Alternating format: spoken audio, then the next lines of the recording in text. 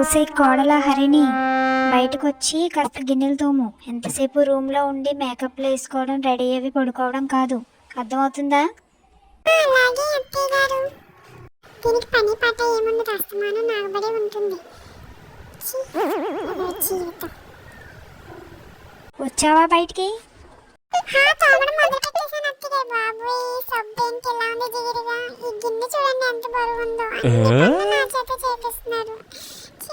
అయినా ఆవిడ వచ్చే వరకు ఇలా ఆడుకుంటూ టైం పాస్ చేద్దాం. కనీసం తోమడమైనా రాదు. అమ్మో వాటర్ని వల్లపోస్తే మళ్ళీ తిట్టేస్తుంది. అయ్యో అమ్మో వస్తున్నట్టు సౌండ్. ఈ వాటర్ ఏంటి ఉప్పగా ఉన్నాయి కదా. అమ్మో వచ్చేస్తుంది తోమలో యాడ్ చేయాలి. ఇదేంటిది ఇలా ఉంది జిగిరిగా. అమ్మో నా చేతులు పాడైపోతున్నాయి.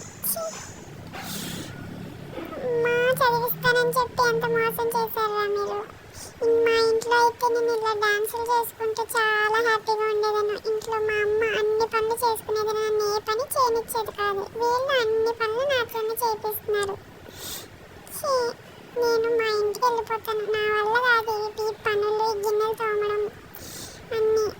నాకు నచ్చినట్టుగా నేనైతే ఇక్కడ లేను. నా వల్ల కాదు. ఈ విగ్గు కూడా పీకేస్తాను. ఇది నా జుట్టు నిజం కాదన్న విషయం కూడా చెప్పేస్తాను. ఇవన్నీ నేను పడలేను. ఇక్కడ పోయి డ్రామా కట్టు. ఈ చీర కూడా నేను మేనేజ్ చేయలేకపోతున్నాను. అమ్మ ఎంత ప్రశాంతంగా ఉందో.